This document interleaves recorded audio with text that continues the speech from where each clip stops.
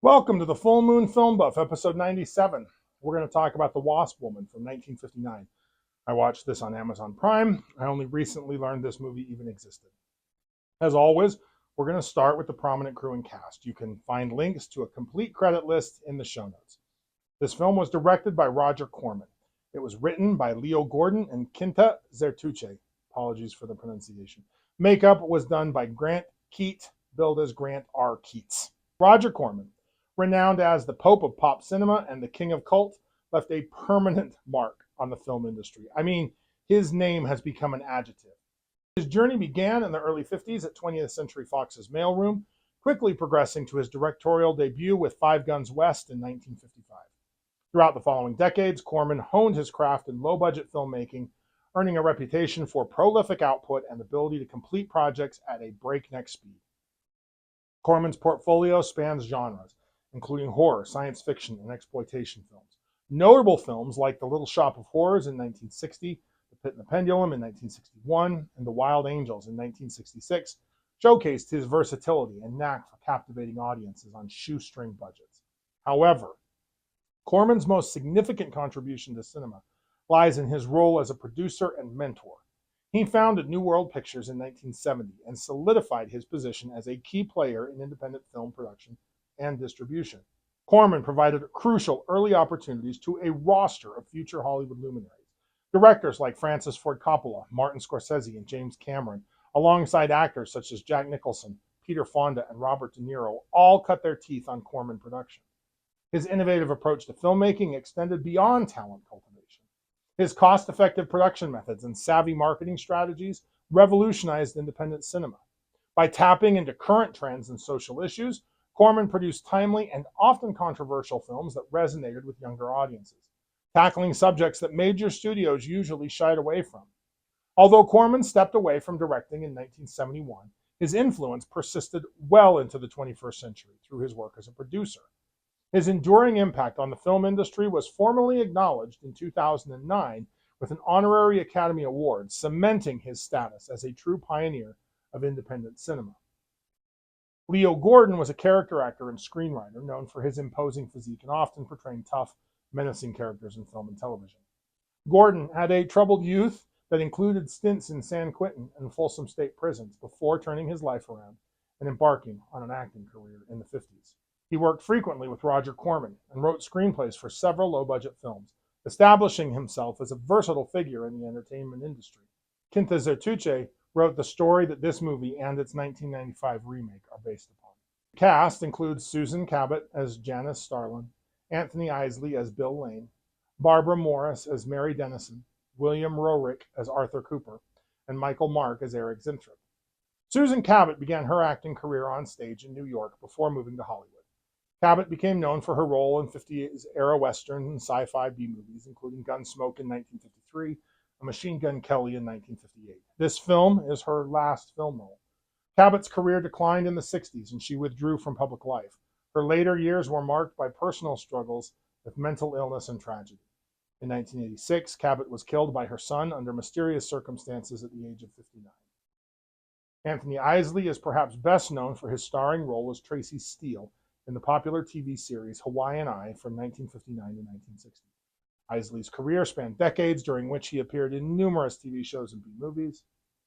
Barbara Morris is best known for her work in several low-budget films produced by Roger Corman, including A Bucket of Blood from 1959 and The Trip from 1967. William Roerick is perhaps best known for his long-running role as Dr. David Hanson on the CBS soap opera The Edge of Night, which he played for almost 20 years from 1956 to 1974. This character made Roerick a familiar face to daytime television audiences. In addition to his soap opera work, Roerick was a regular on Broadway and appeared in films and other television shows, though generally in supporting roles. He concluded his career acting in the 1990 premiere of Law & Order and made another long stint on daytime television in Guiding Light from 1980 to 1993. Michael Mark's career as a character actor spanned the silent film era through the golden age of television. Born in 1886 in what is now Ukraine, Mark emigrated to the United States and Hollywood in the 20s. He was a silent film actor who successfully transitioned to sound films. He appeared in over 150 roles throughout his career, often in small but memorable roles. Mark was known for his versatility, playing a wide range of characters, including waiters, clerks, shopkeepers, and various ethnic roles. Some notable film appearances include roles in the classic Frankenstein in 1931, Casablanca in 1942, and The Ten Commandments in 1956, and Funny Girl in 1968. Mark adapted to TV in the 50s, appearing in numerous shows. He had guest spots in popular series like The Twilight Zone, Perry Mason, and Bonanza. I do recommend this film to fans of 50s B movies, especially those interested in Roger Corman, or if you like sci-fi horror with a feminist subtext. The copy I watched had bad color saturation that changed from shot to shot, which might be the fault of television. Characters often looked ashy and gray. It's not scary at all, but a decent pot boiler as you watch the situation get all screwed up. There is no real antagonist, just humans making bad decisions based on incomplete information. Now, a fun tidbit is that the first 11 minutes where Zinthrop is fired from his beekeeping job for experimenting on wasps instead of bees like he was supposed to be, was added to the movie when it was colorized for television in 1964. In the original black and white version, the movie just begins with the staff meeting where Cabot is discussing her business failing with underlings. She meets Zinthrop in the next scene where the audience sees him for the first time as well. This also probably explains the dodgy color in the film as well. It was poorly colorized for television. So now let's move on to the synopsis. We open in a dusty field with Dr. Eric Zinthrop in a beekeeper's suit collecting a wasp nest. Mr. Barker arrives to discuss production quotas with the beekeepers. Zinthrop explains that his research on royal jelly extract from wasps and its effects on aging. Barker fires Winthrop on the spot. Now, Janice Starling chairs an executive meeting at Janice Starling Enterprises, a New York-based cosmetic company. Sales are dropping fast. Bill Lane volunteers his assessment, blaming her. Janice used to be the face of advertising, but because she's 40, she stopped. The customers want her. Janice quickly meets with Arthur Cooper to ask his opinion about the potential rejuvenating effects of a more powerful version of royal jelly that it might have on humans. Cooper advises against it strongly. Zinthrop meets with Miss Starling. She curtly tells him that she doesn't have much time for him. He tells her he has 10, maybe 15 years for her. Nice line. She wants proof. She's a smart lady. He shows her 2 old guinea pigs in a cage. He injects one and it de-ages. She is incredulous. Anticipating this response, Zinthrop repeats the process with the same results. Janice is convinced and gives Zinthrop anything he wants. He asks for a lab and a percentage and demands full credit for my discovery. That is most important to me. Janice has one demand of her own. She must be the human test subject. She confides that she's about to lose her business if his formula doesn't work out. At her next meeting, she introduces Mr. Zinthrop to her senior staff and explains that he has free reign on a special project and reports directly to her. Science montage as he begins his work in earnest. Bill and Mary Dennison debate Zinthrop's motives and expertise. Bill believes Zinthrop is a con man. Cooper joins them, and he believes Zinthrop is something more dangerous than a mere confidence man. He's a quack, and that can be fatal. Secretaries Jean Carson and Maureen Reardon are gossiping when Zinthrop asks Miss Starling to visit the lab at her convenience. When Janice arrives, he performs another test, this time on a cat. The cat reverts to a kitten, and Zinthrop is satisfied that the formula is finally ready. Janice gets her first injection. Now, Janice directs the accounting department to pay all invoices and not question any of Zinthrop's expenditures. Mary eavesdrops on the other line and immediately calls Bill to tell him that Zinthrop just spent $2,300 on enzyme extracts. By the 3rd week of treatments, Janice is impatient, and she can't see any progress in her rejuvenation, despite Zinthrop's examination and assurances that the treatments are working. She asks about increasing the dosage, but he tells her that patience and care are required. He has a newer, stronger formula that isn't quite ready yet, and will need to be a topical treatment. Mary takes Zinthrop's letter from Janice's desk, then goes to lunch with Bill and Cooper to disclose the contents. Cooper wants to do a thorough investigation of Zinthrop. That evening, Janice leaves her office and goes to Zinthrop's lab. She secretly injects herself with the new, untested formula. The next morning, when Janice arrives for work, she is visibly younger. At her next senior staff meeting, she unveils her new look and a new ad campaign for Janice Starling Cosmetics. Zinthrop arrives in his lab and is attacked by the cat. He kills it and recognizes that the formula is not ready for use. He is unaware that Janice has been secretly using it. After disposing of the cat's body, Zinthrop leaves the building for lunch. A car strikes him while crossing the street, and he is seriously injured. Cooper breaks into Zinthrop's lab and examines his notes, but is interrupted by the arrival of Janice Starlin knocking at the door. She uses her key to enter the lab, but since Zinthrop isn't there, she leaves. Cooper continues snooping. When Zinthrop fails to return from lunch, Janice meets with a private investigator, Les Hellman. She insists that Zinthrop be found and that time is crucial. She won't explain why. She has little personal information to aid the investigator. Then she remembers his letter in her desk, but she can't find it. Mary returns to the office and explains that she took the letter. The investigators canvass the city and locate Zinthrop in a local hospital. The doctor, Roger Corman cameo, explains that he has a head injury and that there is brain damage. Janice demands the best specialists available and that she will be financially responsible. 3 days later, Janice tells Cooper that he is to take over the lab if Zinthrop fails to recover. Janice sneaks into the lab for another treatment. Cooper examines Zinthrop's notes and realizes the formula has a flaw. While examining the vials, he is interrupted by a buzzing sound and the appearance of a wasp-headed female figure. It overpowers him. Janice, that's who it was, herself again, finishes injecting herself with the experimental formula and notices that the vial is almost empty. At the next executive staff conference, Janice takes ill. She ends the meeting early. She realizes that she is now dependent upon the injections like a drug addict, and her supply is running low. She moves Zinthrop into the building while he recuperates and has a rollaway cot installed in her office so that she can be close to him. A private nurse accompanies Zinthrop to an office that has been converted into a hospital room. Cooper's absence has been noted by Bill and Mary, but Janice explains that Cooper is entitled to take a little time for himself. The night watchman hears something in Zinthrop's lab during his rounds. He enters and is attacked. His scream wakes Zinthrop. His nurse convinces him that it was just a dream, although she also heard the scream, so I'm not sure why. The next morning, Janice dismisses any discussion about the disappearance of the night watchman. Bill and Mary break into the lab while Janice meets with Zinthrop. His brain injury and memory loss frustrate him. He tries to explain something important that he must tell Janice. Bill and Mary find Cooper's pipe and are convinced that he's in the building and possibly dead, along with the night watchman. As Zinthrop looks at her, Janice metamorphosizes into the wasp creature. The nurse walks in and Janice attacks and kills her. Zinthrop collapses back in bed.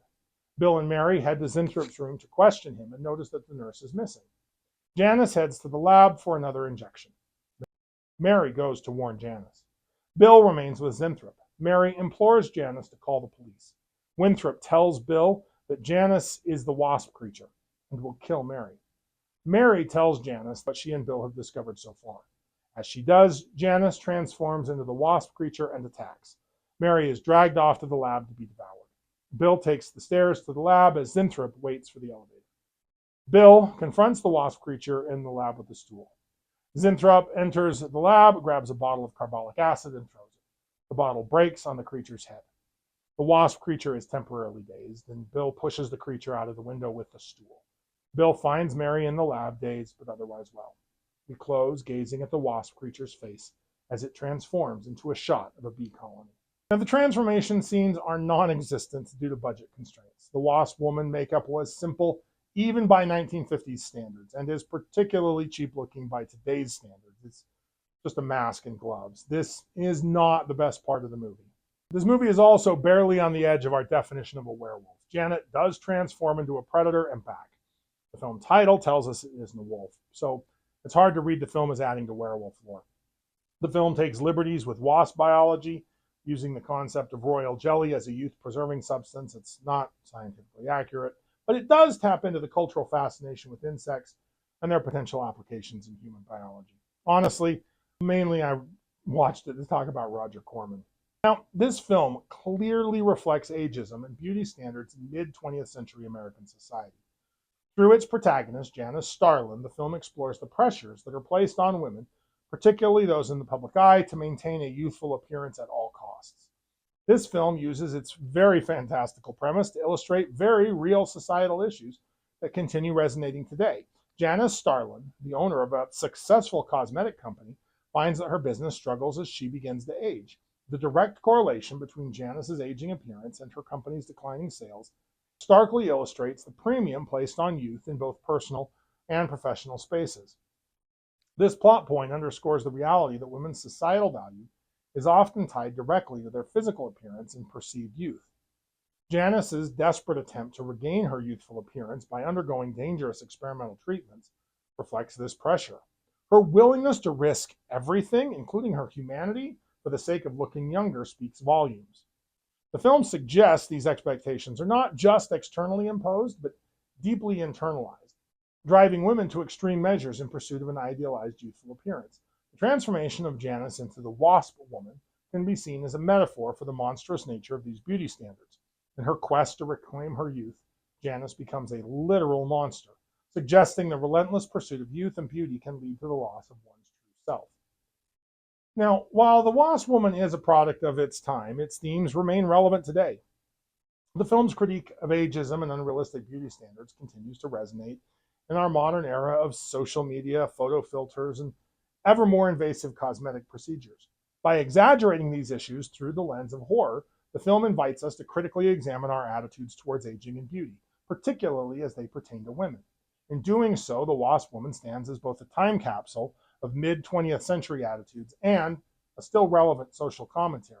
Now, let's move on and discuss the classic sci-fi horror trope of scientific experiments leading to monstrous results. Now, this is the first film I can think of since Wolf Blood from 1925 that has a well-intentioned scientific professional whose work inadvertently creates a bestial monster. The movie portrays scientific experimentation, driven by vanity and commercial interests, as having potentially disastrous consequences. This theme reflects societal fears about the rapid pace of scientific advancement and its unforeseen impacts. Now, the film's premise pits scientific progress against the natural order.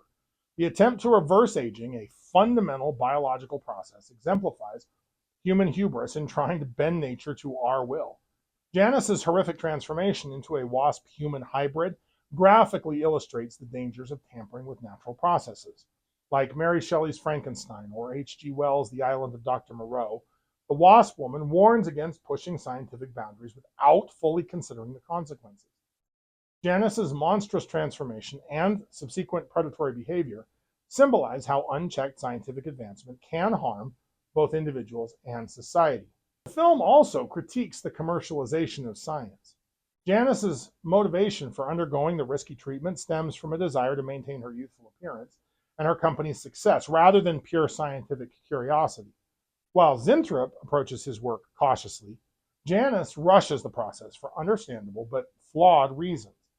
The storyline highlights concerns about scientific research driven by profit or vanity rather than the pursuit of knowledge or societal benefit. The film's warning about the need for ethical considerations in scientific pursuits remain relevant today, especially given rapid advancements in fields like genetic engineering, artificial intelligence, and biotechnology. It reminds us that progress must be balanced with responsibility and that the consequences of playing God can be severe and far-reaching. Finally, I want to discuss Janice's portrayal as a successful businesswoman, which was relatively uncommon in the 50s cinema. Roger Corman and Susan Cabot present a complex and somewhat contradictory portrayal of female agency and power, reflecting the societal tensions of its era. The character of Janice Starlin embodies both progressive and traditional attitudes towards women in positions of authority. Janice is initially portrayed as a successful businesswoman, the owner and face of her own cosmetics company. She built a multi-million-dollar corporation from the ground up. This was at a time in which women were often relegated to domestic or subordinate roles. Janice's position of power and business acumen present a woman who is capable, intelligent, and in control of her destiny. Her employees, including the men, appear to accept her authority without resentment. This aspect of the film can be seen as progressive, offering a glimpse of female empowerment in a male-dominated business world. As the story progresses, the film's treatment of Janice's power becomes more nuanced. Her concerns about aging reveal vulnerabilities, and her impatience with Zinthrop's work leads to her downfall. Janice's transformation into the Wasp Woman can be interpreted as a metaphor for the perceived dangers of women in positions of power. Her newfound physical strength and aggression make her a threat to those around her, particularly men. This narrative element reflects contemporary anxieties about powerful women being unnatural or dangerous, suggesting that when women step too far out of traditional roles, the consequences can be severe. Corporate dynamics in the film add another layer to its exploration of female power. While Janice's male subordinates initially accept her leadership, they begin to challenge her authority when she makes decisions that they don't understand or agree with. They justify their actions as protecting her and the company from potential fraud, and they're right. Additionally, Janice faces gossip and resentment from female employees who are envious of her power and influence. This plot element reflects real-world challenges faced by women in leadership positions who often contend with skepticism, insubordination, and attempts to undermine their authority. Ultimately, The Wasp Woman presents a complex view of female agency and power. While it breaks ground by featuring a woman in the position of corporate leadership, it also reflects anxieties about powerful women. The film's resolution, which sees Janice's demise, can be read as a reassertion of the patriarchal order. However, the fact that the film grapples with these themes at all makes it a noteworthy cultural artifact of its time, reflecting the complex and often contradictory attitudes toward women's empowerment in the late 1950s. So, if you like lycanthropes, like, share, and subscribe. Contribute your thoughts and additional observations in the comments below. Let me know what I missed or what you noticed. Next, I plan on discussing Howling 6, The Freaks from 1991. Keep your eye on the moon, a silver bullet in the chamber, and we'll see you back next episode.